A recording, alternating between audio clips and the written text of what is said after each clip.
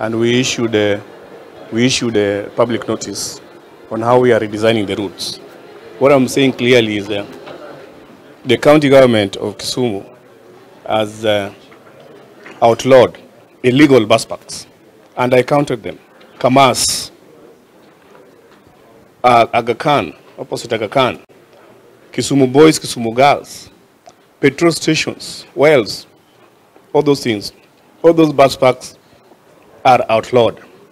We now have only 2 gazetted bus parks in Kisumu, the one in Molem and the main bus park. So any public transport system,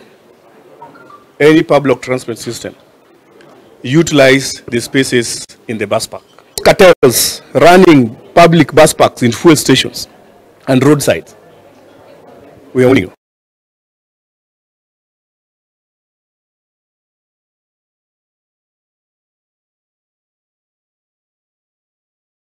You one by one. Try to do those kind of things, we'll arrest you. You'll go to Kodiaga. You'll go to Kodiaga one by one and don't blame anybody. So let the city askaris and the police do their work. They are rerouting. So we must have an organized transport system in Kisumu. There have been meetings. I've attended meetings at Mama Grace. I've attended meetings with the officials. These fellows are very manipulative.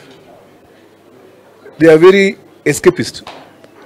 They will sit with you in a meeting to manipulate you for their own disorganized interest. We negotiated at Mama Grace. All of them came, including traders.